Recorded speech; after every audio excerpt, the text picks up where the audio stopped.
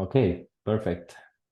I don't think you ever told me how you started the company or the story behind it. I just know that you work for a bigger company or some bigger companies, and like the original story. When did the original idea came up in your mind? What were you thinking? Why did it seem like a good idea at the time to build a software agency?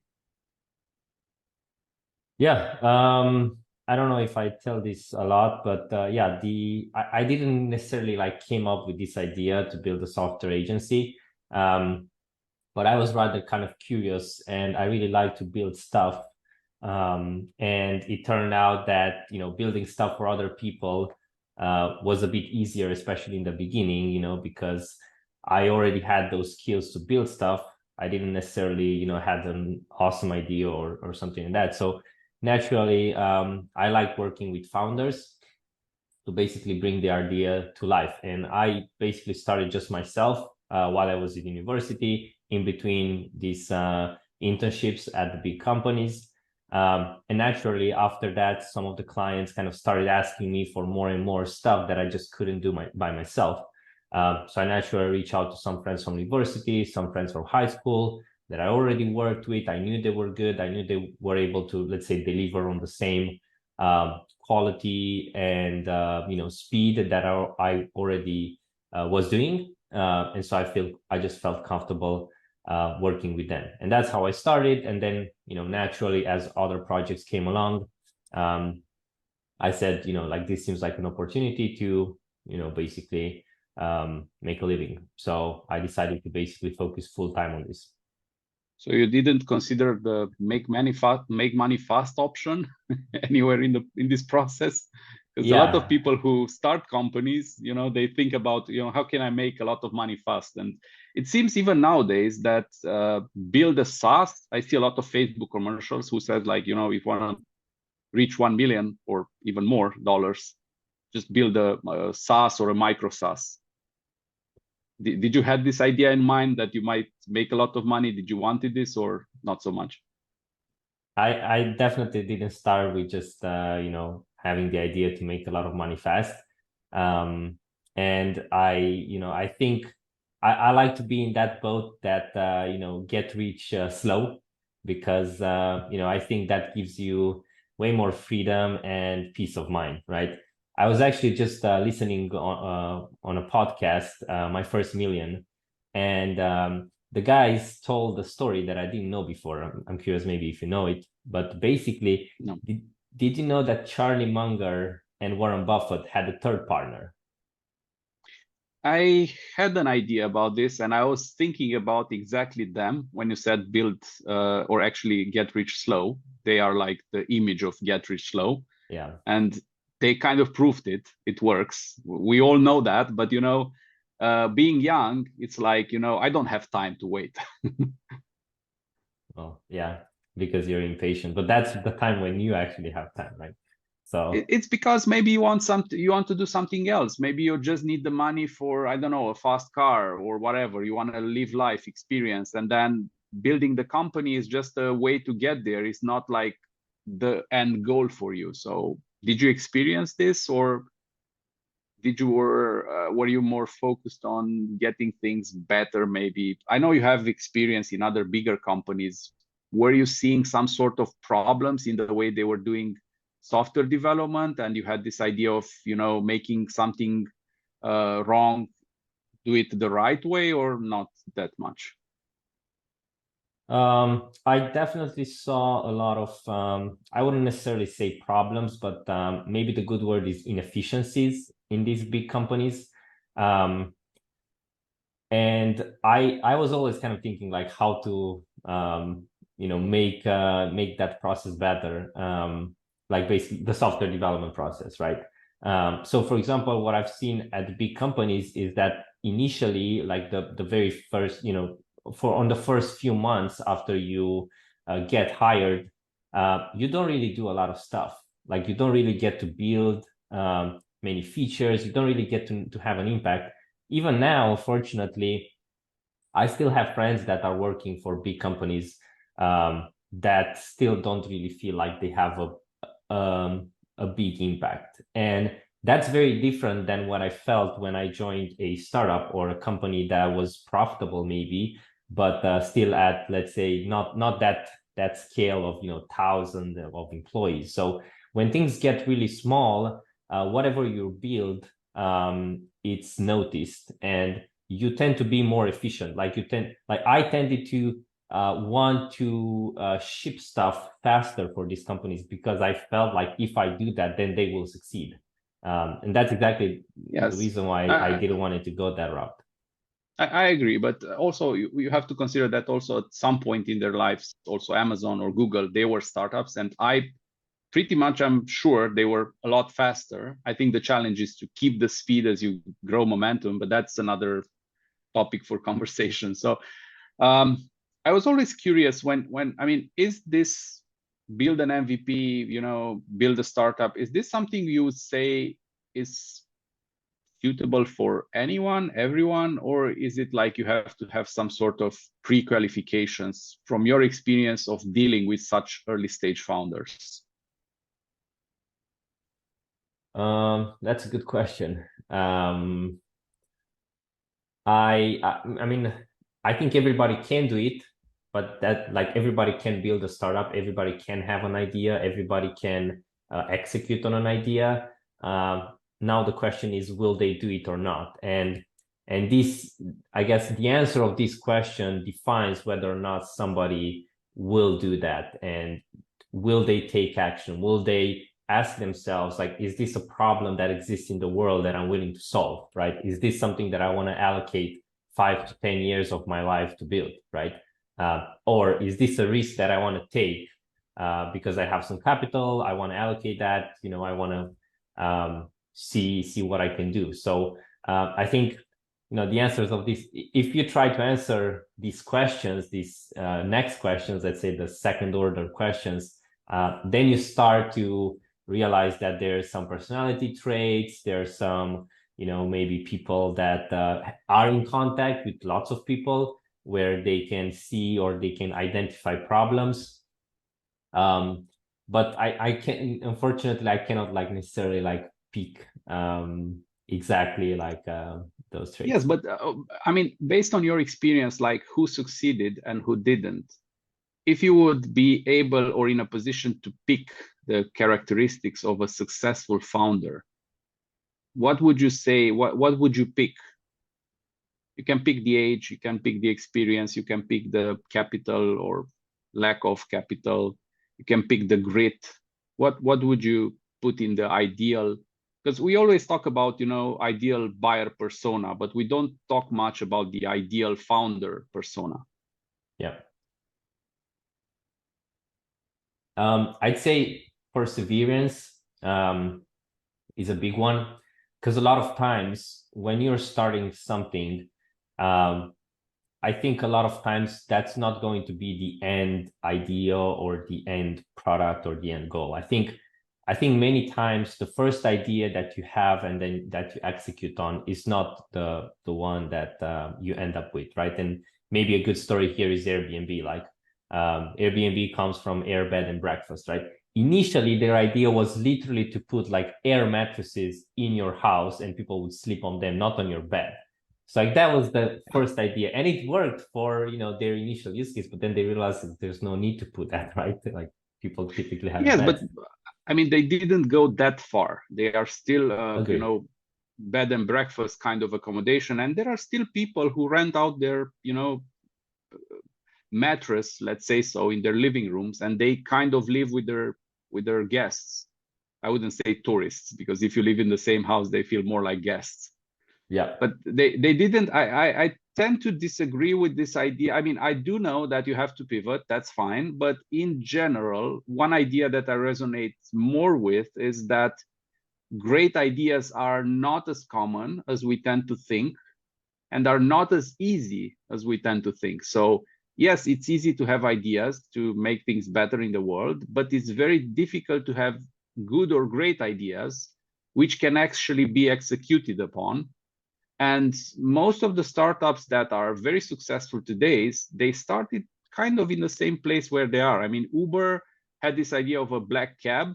They are still in the hail a ride business. So they didn't pivot to, I don't know, rent your bed and mattress, right? Mm-hmm. So I think that's one aspect. But okay, so perseverance. What else? I mean, let's go deeper, because at the end of the day, it's not just about ideas. You can go to the bank and say, like, I have a great idea. Oh, excellent, here is some money. So would you say money plays an equation in this? Is it important to have cash available when you start a startup? I think it's good if you have some cash available, but if you don't, that doesn't mean that you cannot succeed. So, for Okay, let example, me let me rephrase. If a founder comes to you and says, Cosmin, would you like to join me 50-50 on this great idea?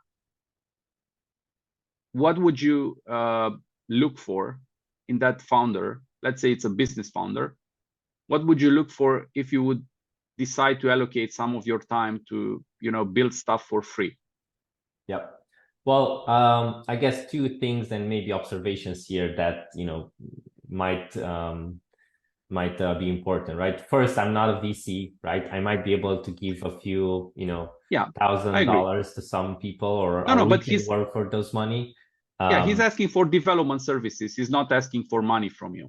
Yeah. Okay. So I guess that basically puts me in the shoes of an investor, because like if we don't allocate that time to some project that actually pay us, then we're basically like not take like we're not taking money off the table, and there's an Agree, opportunity agree. cost associated with that. So Assume you have it, and there are like 20, founders knocking at your doors. How would you choose the yeah. right one? Yeah, so I guess you need to switch gears a little bit and think about, I guess, an angel investor. Unfortunately, I don't have much experience into that, but what I did is I looked a lot on these, Y Combinator videos or a bunch of other videos that talk about, how funders should raise money, what's important when you're picking up, let's say, winners. And by far, what I've heard is that initially, like when you're angel investing, you don't invest in the idea. You invest in the founders. You invest in their characters. You invest in their grit, right? You look for all of these traits because you understand that even if they don't have that good idea first, they will be able to navigate the market and figure out the right idea. If that means that they already have the idea, then that's perfect, but they still need to execute on that. So you're still looking for those traits. But maybe they are some really good founders, some really good, they will be able to execute and figure out the right idea along the way. So so that's what I Would heard as a pattern. Like the idea doesn't matter initially, but the persons and what's their track record, stuff like that. Okay, so would that work for picking your development agency partner as well? Let's say you're a business founder looking for an agency to build your MVP. Mm-hmm. Would that work? Did that train process would work for picking your agency, like investing in the founders based on selecting your partner based on his or her character? Yeah, I think that can work too. So how would you evaluate the character of a person? Considering that you don't know the person, you are in the position in which you have some money to spend on an MVP, and you see like 10 different agency pitches. How do you Yep. know which is the right one to go with? I think track record, right? Experience. If they build something already, then it's high chance that they can replicate that or build something similar. I think it's again a lot about perseverance too. Like how can they deal with stressful situations, or what do they do when shit hits the fan? And I was actually Let's like, let's tell them we didn't select them. Let's see what happens. Do they still follow up, or do they drop the project? yeah. Would that work? I mean, is this something you would actually test in real life, or is it just more like like a funny story? Yeah, I think you don't really need to think about all those let's say winners that you didn't pick. but you should focus on picking some winners. I think that's how an angel investor should think, because you cannot really pick all the winners. Yes. But at least focus on the ones that you already picked, and don't worry about the other ones, because if they are talented and if they have that grit and perseverance, they will find another angel investor and they'll do just good. So I wouldn't worry about this. In your experience as an agency, do you work with anyone? Do you take any type of customer, or do you select your customers? I think it's a mutual process, right? There's no in the project or the clients that we typically work with, we have, a process where we met with them, we give them an estimate, we tell them stuff, right? Like maybe they have an idea of how to build something, but then maybe we have another idea where they could maybe like reuse the site that they already have, and then we just integrate with a new backend, right? Instead of telling them, oh, we're going to charge you more money to build a new site that's going to be awesome, but then you depend on us to make changes to it, right? I personally tend to kind of give them feedback, or like tell them, hey, if you do this, then you're going to have this issue. And if you're fine with that, then that's good. But I tend to kind of give them my personal opinion on some of this stuff. And that's how maybe they naturally kind of select us or not select us, or,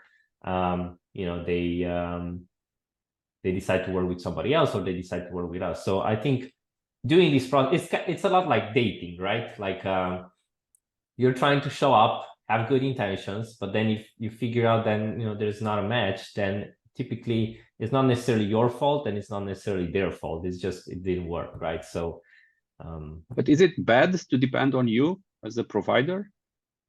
I think so. I think there should be an equilibrium, right? Like again, like maybe going back to this to the relationships, I don't think there should be a dependable relationship, but you should be fine both separate, because that gives them peace of mind, and frankly that also gives us peace of mind, because there are points when maybe the relationship doesn't work anymore, and so I think it's better to leave them with something than to leave them with nothing, right? I do agree, but on the other hand, if you look at one's life at the beginning of your, let's say, dating life, you tend to try to see what you look for, so you keep it casual, let's say, so not having bad intentions, but you, as you said, you just make it less dependable one on another. But on the other hand, at some point in one's life, most people tend to at least try to, have a good marriage and maybe some children, and they have to depend on each other, because you cannot have like two separate houses, two separate cars. I mean, you can, but that's not the point of marriage. Yeah. So how do you see this transition evolving from the professional aspect? I mean, yeah, would you say that being dependable as a partner is something bad, or is it something that might be evolving over time? I think it's something that will evolve over time, and it's something that is typically based on the trust, right? The more, let's say, you are in relationship with them, the more you build features that have a real impact on their business, the more they will trust you to build the next features, right? The more let's say the more care you give to their customers when they experience a bug or problems, the more you care about that, the more they will care about you, right? Because you're providing real value to them. So I think it's a lot about trust. Is trust something you build over time, or is it something you give 100% at the beginning and keep as long as it's not broken? Personally, I think it's good to start a relationship with trust, but then it will naturally evolve, because you cannot give like your full trust, I guess, from the beginning, or trust is something that you kind of build, but that doesn't mean that you don't start from some sort of trust, right? Because if I don't trust you, for example, right, to build the project for me, then I'm not going to sign a contract. Now, if I trust you based on what we maybe discussed so far, then yeah, I'm going to sign the contract, and then maybe we're going to have some lows, because there will be some stuff that we didn't anticipate, but then there will be some highs, right? And then But over time, I think the trend should be increasing and positive. So if, let's say, you start with a reasonable level of trust, obviously there is some trust there because you choose to work together. But on the other hand, there is a point in time where your technical advice goes against their, let's say, so-called wisdom. Would that work without 100% trust? Because you are advising them like, hey, drop whatever you have at the moment because it's crappy quality or it's, you know, more expensive to fix and build from scratch. Would they be able to act on that advice if the trust is not 100%? There are Because many it ways. involves spending money, their money, and also going against something that maybe they've built with another company or somebody else. And now you come and say, like, you know, that's pretty typical, by the way. A lot of specialists come in and they say, like, for whatever reasons, everything that has been built before is not quality. So we would be the ones who deliver quality, and then the whole cycle repeats itself. Yeah. That's a really good question. And I think, let me tell you maybe what some of the things that I've done in order to build their trust, and to show them that basically we're not in to do this, right? We're not in to just take their money and then leaving them off and then moving on, right? Because this is exactly what I want to avoid. And that's why, you know, I said, so yeah, so one thing that I just mentioned as an example, I tend to prefer not to do landing pages or home pages and stuff like that, because nowadays everybody can just go into Squarespace and build a website, build a waiting list, and then they have a button, and then it goes to the actual platform that we're building, and it can live separately. And I've seen lots of successful companies that adopted this. And I think it's amazing because it gives power to the marketing team, to the sales team, to the founder in typical cases to change the landing page and how they are presented to the user without going to us, to the engineering. And this is something that I advise them, right? Which is against what maybe somebody that just focuses on getting more customers and more business and more money, right? Because maybe we can charge on that landing page, but it doesn't make sense on the long term. And this is one thing where I typically advise founders, and maybe that gives them a little bit of trust. Another example would be to work on milestones, right? You have a project, it's typical the project would take longer than estimated, and that's just, there are various aspects that come into play that unfortunately I don't think there's a bulletproof solution to avoid that. But it's something that I'm constantly thinking about, how to be more efficient, how to deliver on those actual estimates and so on. But naturally that happens.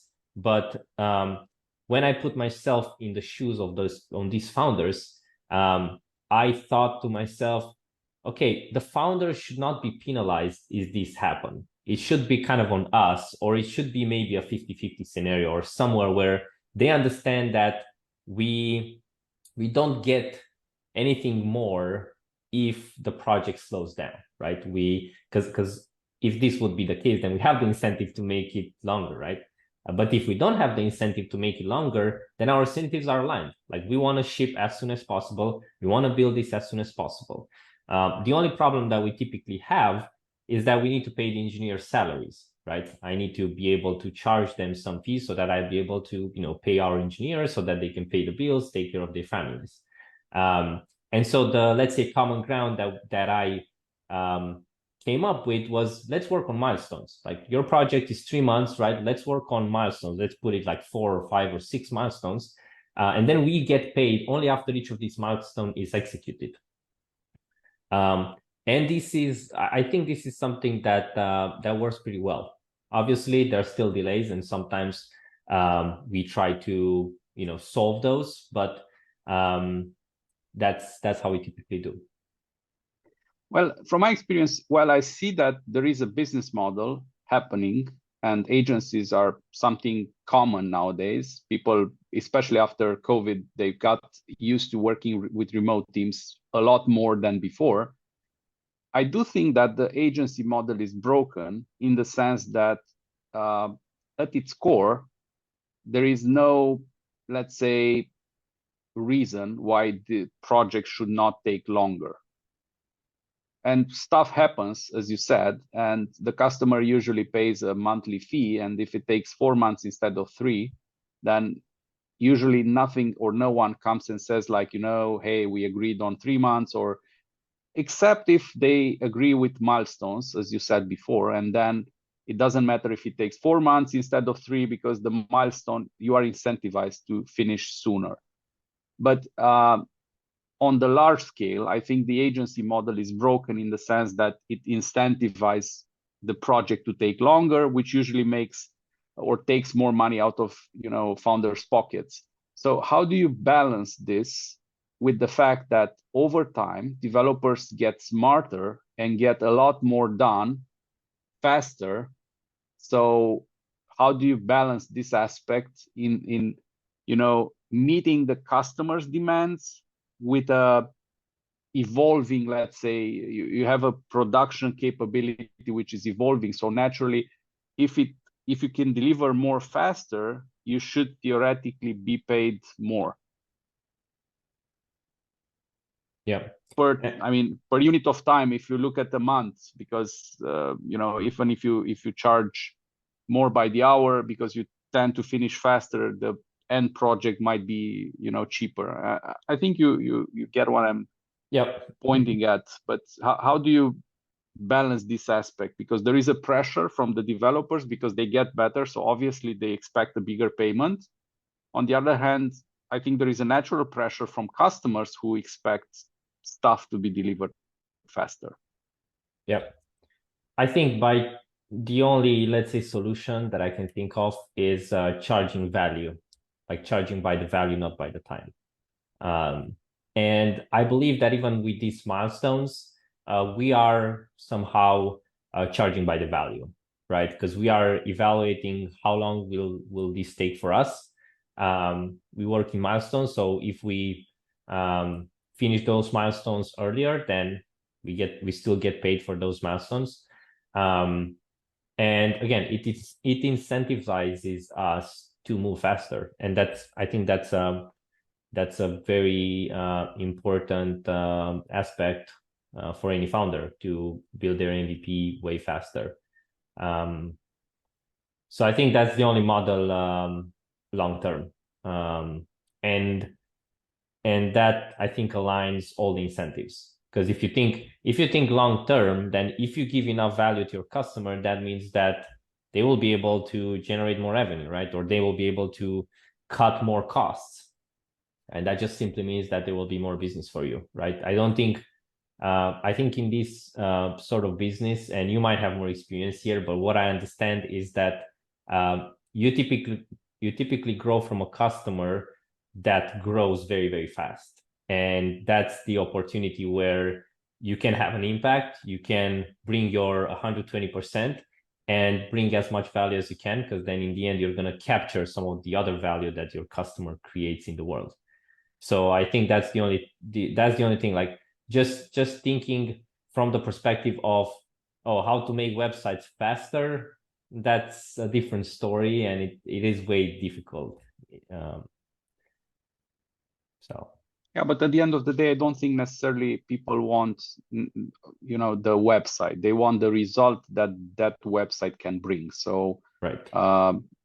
Slowly, I think we'll be seeing more and more consultancy on top of development services, provided on the fact that people might not have the full, vision about what's possible, or because if you tend to work on a project, then you are very familiar with the problems or the solutions that project might require or have. But if you tend to work on multiple projects, then it's easier for you to kind of have a bigger picture and see what others are doing and bring that experience back into each project and get things done faster and better by avoiding mistakes. Because obviously there are a number of mistakes each entrepreneur can make, and unfortunately each of them could be fatal for the business, at least at the beginning. Yeah. So avoiding mistakes just might be a good, surviving strategy. Yeah. Okay, so I know there is a big stigma around working with not remote teams, but let's say outside teams, or let's say foreign teams, whatever you want to call it. So people are still on their toes about whether I should bring some external team into the mix as well or not. Some companies still prefer to recruit in-house for various reasons. So why do you think your customers decided to work with you, or how did they overcome that fear of, exposing the most inner bits of our software to, somebody external? Were they not scared that you might break things, or from the conversations you've had with them, what made them select you as a development partner and work with you longer term? Yeah. So the thing is that I actually broke a lot of stuff for some of our biggest clients. And I think it's natural. I think it's normal. And I think even sometimes it's inevitable because we all have the best intentions. But there are various factors that come into play that just, shit hits the fan, right? And with experience, yeah, you can definitely, I think the problem is when you repeat the same mistake twice. But I think there were a handful of situations where we kind of screw up quite badly on some of the releases. But it's interesting that what I found is that because we were able to solve those issues quite quickly and because they were inevitable, in fact, trust became even more, I guess the trust did not necessarily decrease, but actually increased. And it's something that I've found not only, from our clients working with us, but I've also found when there was an in-house team, right? And it all comes down to maybe the culture, or maybe how do you, yeah, I guess how do you celebrate or penalize these types of situations, right? Like for example, I worked at both at Google and at Amazon, and they have completely different policies to deal with issues that happened on production. At Amazon, when there was like a P0, what's called, like where something is down completely and it impacts basically every user, like or a high percentage of users, uh, then there's typically somebody that gets fired. Unfortunately, that's just the way that it works there. While at Google, I remember when I was interning there, somebody had a bug and basically all the Google Cloud was down for big clients like Spotify, I think Netflix. A lot of these customers were affected. And what happened there was somebody does like a post-mortem where they try to explain everything that happened and everything that went wrong and who was responsible for it, but nobody was fired. The idea was to share this knowledge so that it doesn't happen again. Now, obviously, if that person, does the same mistake or multiple mistakes that are related, he will eventually get fired. But you're not necessarily penalized just the first time you screwed up, because I think it's inevitable. So I've seen a third way. If I recall back in the days at Meta, if you didn't break something in the first few months, they'll fire you for not breaking it. So yeah. but maybe Right. maybe they changed policy, because obviously all these companies laid off a lot of people. So I imagine there were some sort of mistakes that they they were tagged with. So okay, so do you think that so when you started the business, you wanted to have an impact, you wanted to meet these founders? Have you had the situations in which you felt like you needed to coach the founders, like on their values, on how they see life in general, on the presumption this affects their ability to execute professionally? I tried to coach them where I already knew that I kind of had experience. Like for example, just like I mentioned, like, hey, don't ask us to build landing pages. That's not what we're good at, right? And you can do that yourself. So just go Google, find something on YouTube, and show how to create a Squarespace website, right? But in terms of or like, for example, if I watched a YouTube video or like I listened to a podcast and there was like an insight that I thought it was really good for them, I would just tell them, hey, have you checked out this? But to give them actual advice and to coach them on all the other aspects, I tend not to go there because kind of every business is different. So I like to throw out ideas and I kind of let them see if that idea is good or not. Do you think that's true, that we tend to attract, other businesses that we do business with based on our values? Do you think there is a correlation of culture and similar values between you and your customers? Yeah, I think so. To some extent, yes. Um, yeah, because like if you don't vibe, if you're not on the same page, if again like maybe your culture is to move fast and break things, and maybe the client is very, very conservative, that might not work out in the long term. Now you can be flexible, and we are flexible, and our clients are also flexible, and that's when even if things are not perfectly aligned, things can still work out.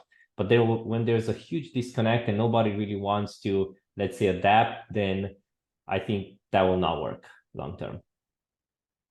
How do you see business now that you have your own agency and you have people that you have to take care of and pay their salaries, opposed to when you were just as a regular employee and you didn't think about the challenges of getting new customers and stuff like that? Because I see a lot of people talking about various customer related issues, but they haven't been in the shoes of somebody who actually talks to customer. And I see this as a disconnect in some tech companies especially.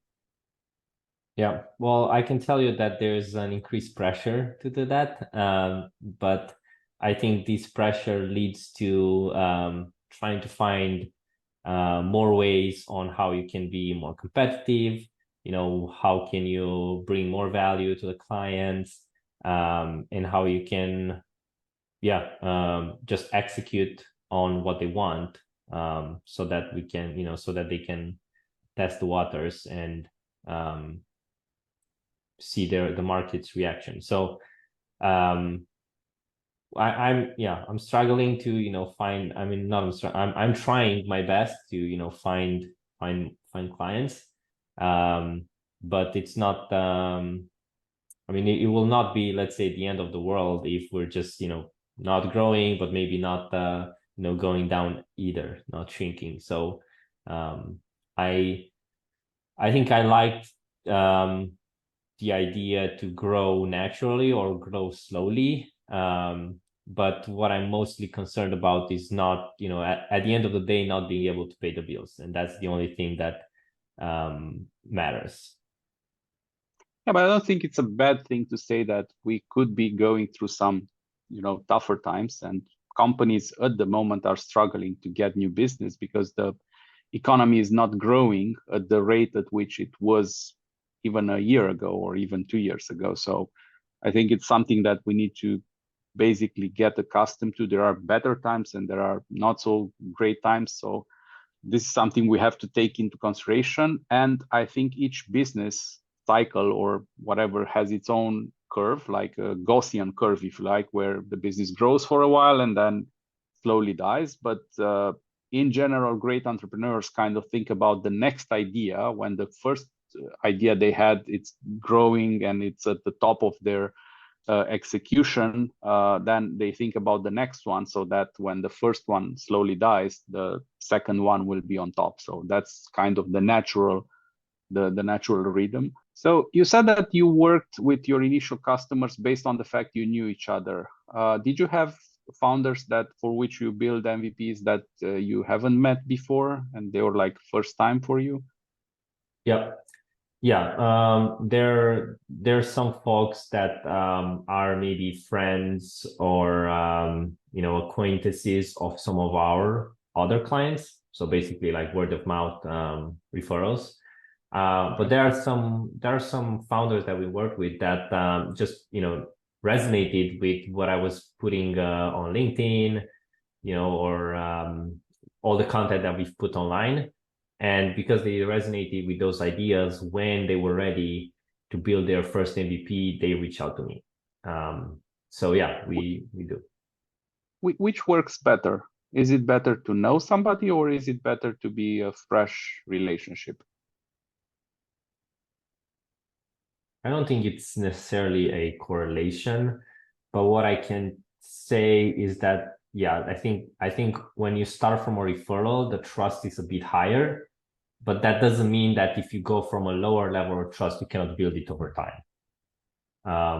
So if I'm asking because, people, when they know each other, sometimes they make assumptions based on the level of the existing level of trust, and that might be counterintuitive, but it could backfire. So on the assumption that we know each other and we've worked in the past, I might make some, mistakes, or assume that you would be agreeing to some things that should be discussed first. yeah. You agree? I think it comes a lot to really trying to solve your customers' problems, right?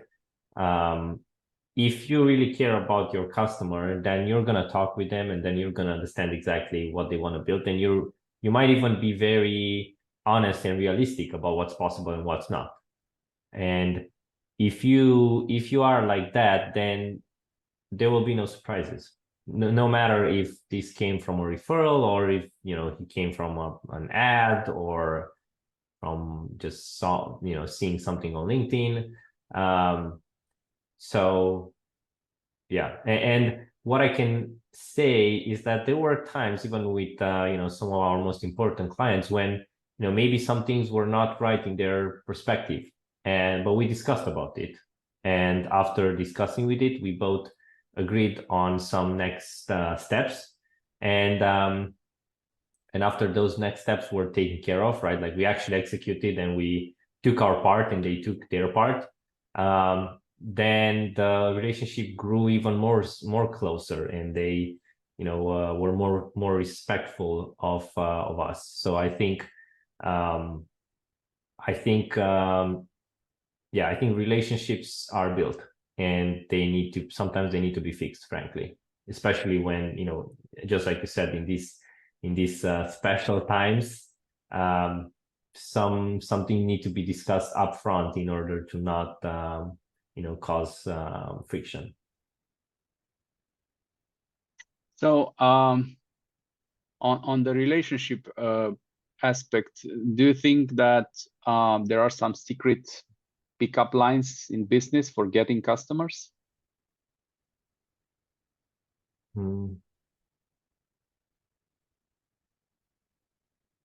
I mean, when you were an engineer, probably you didn't know much about how new business comes through the door. You just dealt with the projects. But now, as an agency owner, you have to be at the front of the customer conversations each day. I'm assuming that your vision about how business is being done has changed over time. Do you believe there are some secrets which you maybe found out in this, from this experience, or do you disagree there are such secrets? I don't think there are secrets, but I think there were things I didn't know before that I learned. But it's not one of these hacks or how to trick somebody. It's actually putting yourself in their shoes, and honestly, really, seeing, are you able to help this person or not?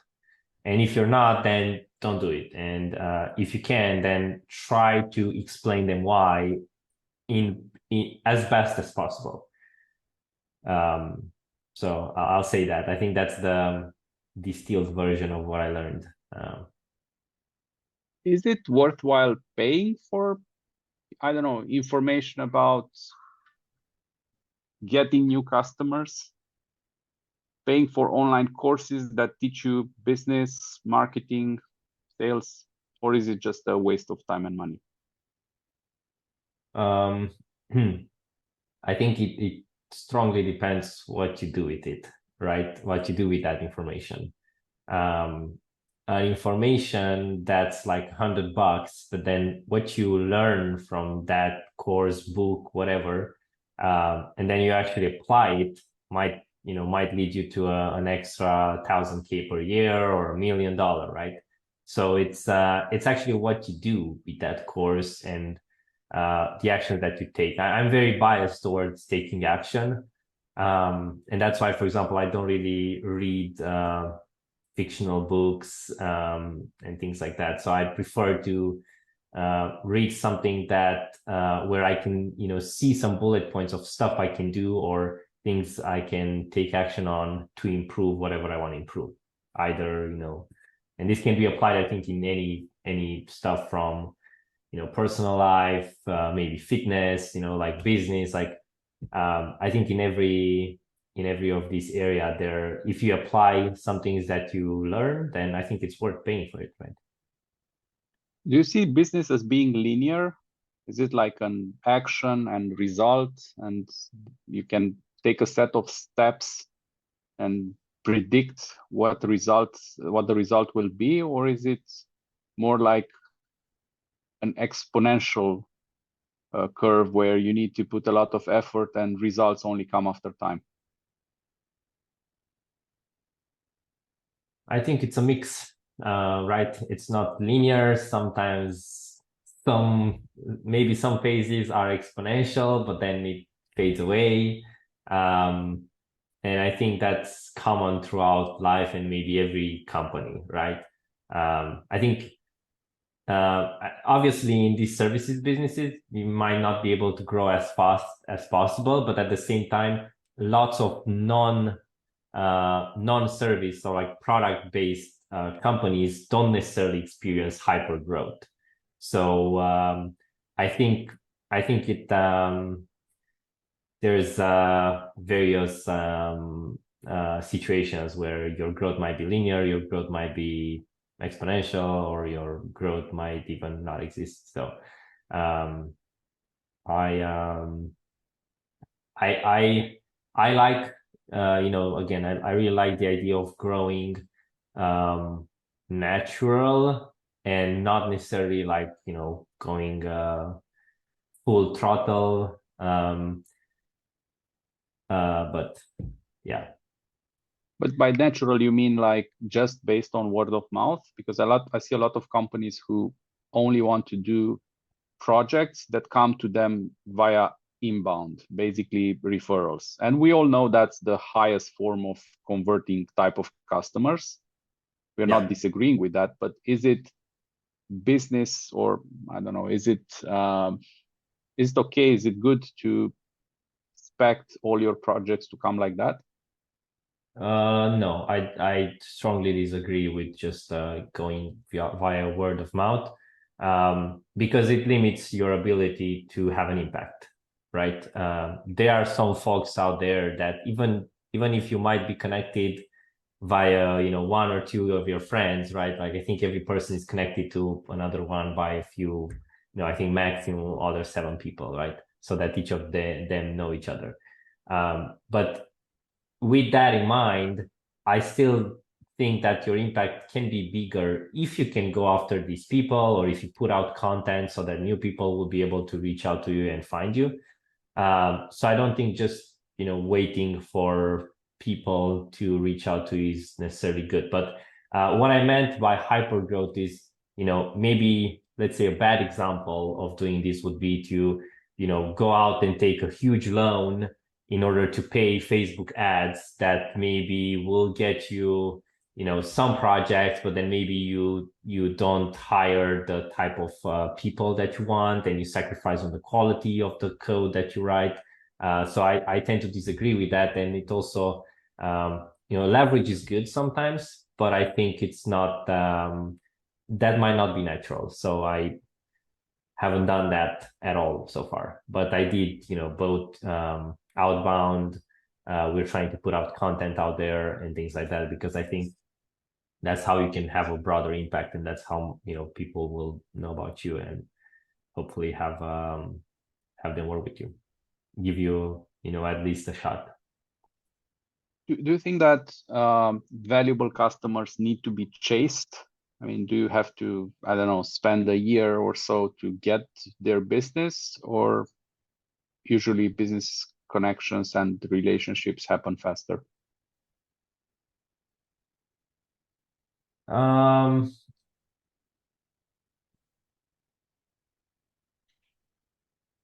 I think that if you try too much to build a relationship, or I think if you try too much, that will be perceived as low value, right? Maybe you're just committed. Maybe you're just persistent. Yes, but I mean, there's nuances to that. I think, but at the end of the day, I think that every customer is important, right? I don't think that if you have this idea that there's this perfect customer that you're, trying right now to reach out to, I think it might just be one of those ideas that happiness is around the corner, right? Your perfect client is around the corner. I'm just chasing him down real quick. And then maybe you forget about all these customers that are really happy about you, and you should serve them well as well. So,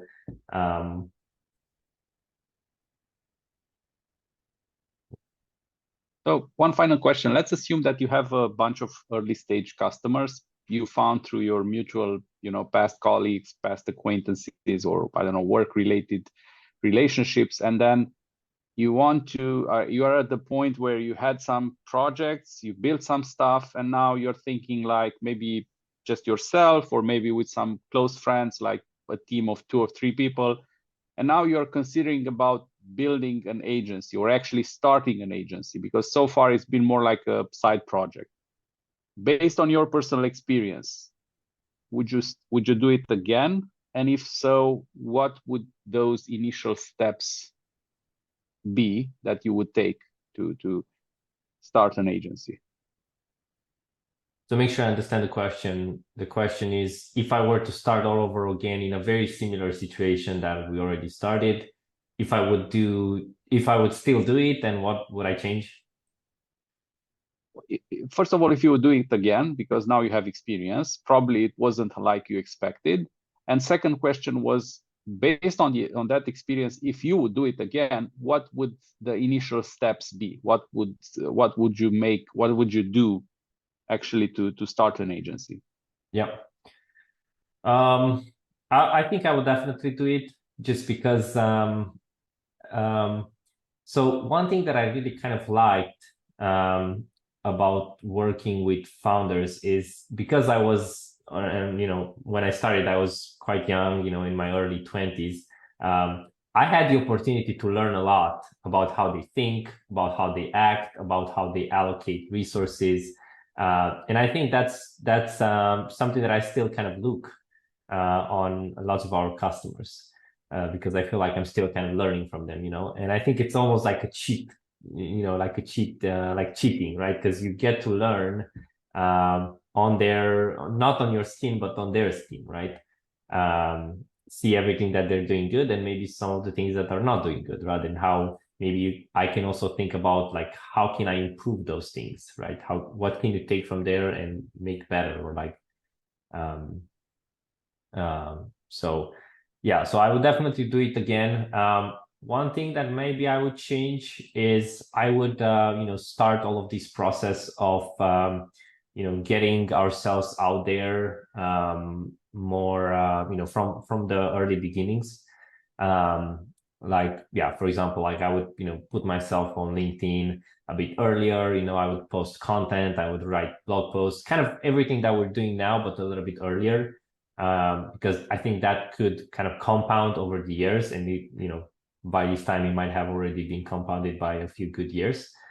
And I would I would do more stuff maybe by the book, meaning that I would have a clear career path from some of our engineers. I would try to have more SOPs, so that our engineers know how to, or like new engineers that we bring into the team know how to interact with the client. They know, what's important for them, and we can kind of teach all of those things that I did in the beginning. But some of the people that come into the team might not do it instinctively, and so I would try to, let's say, distill all of that into some sort of culture book or workbook, and try to share that as much as possible with the team. I'm already kind of doing that, but I think if we did it from the beginning, we could have solved a lot of the problems that we had. So yeah, I think that's what I would change. Well, I hope that this would be a useful, learning example for other people who might just be now thinking about starting their own agency, and hopefully they'll learn from other people's mistakes. But as always, people tend to value their own experience more. So we'll never know. We'll get to see this over time. Have you looked at other entrepreneurs, like, their advice on avoiding stuff when you were starting out, or did you prefer to learn by your own experience? I think it's a mix of both. Naturally, I couldn't learn about all the mistakes I eventually did, because there's maybe your situation is very different, or yeah, maybe finding that exact content is quite hard to came across. But a lot of times I would come across these, let's say, golden nuggets, and I would try to learn as much as possible from them and keep them on the back of my mind. And a lot of times they were more like mistakes that could get you in a very bad situation, right? Like one example would be this, leveraging too fast. That would be like, something that I didn't do that error, but I'll never do it because I know that that could lead to getting out of business. And so these, like the big mistakes I'm trying to avoid, and they seem kind of natural to me. But, maybe if you look online about all of these companies that maybe, try to scale very aggressively, and, maybe there are even agencies that do that. I'm not sure. But, those are the type of mistakes that I would try to avoid. But then small mistakes, naturally, when they happen, I try to basically just fix them. I think there's typically, a very clear way to solve some of these small problems. Like, maybe a client is not happy with the result of what you've done, right? Naturally, the way to solve this is talking with them, trying to understand their part, and then, explaining your part, and then seeing how you can improve, or, how can you improve next so that it doesn't happen again. And maybe, giving them a discount or not billing them from that time that they wasted. Obviously, you cannot give them their time back, but at least you're, trying to make it right so that they're happy. So one final idea that I had in mind, maybe we'll do this again. I don't know, we'll see. But let's also ask our audience, whoever has watched at this point, maybe we can ask some question from their perspective, like what would they want to us to talk about, or something like that. I usually don't see this in podcasts. People just talk on something they were thinking about talking anyways, and take some comments or stuff like that. But it's like rarely I see people kind of presenting some or discussing some subject that come through from their audience. And I think that the audience is what really matters, because at the end of the day, that's why we do these things, not just for us to talk, but also for other people to watch, maybe learn something or not. And yeah, we'll see. Let's pose this, see what questions come up, and maybe we'll address this in another podcast. Yeah, that's a really good idea. Yeah, if you have any ideas or comments, just drop us a note or leave a comment, and we'll try to answer them. Excellent. Thank you, Cosmin. Thanks, Adi.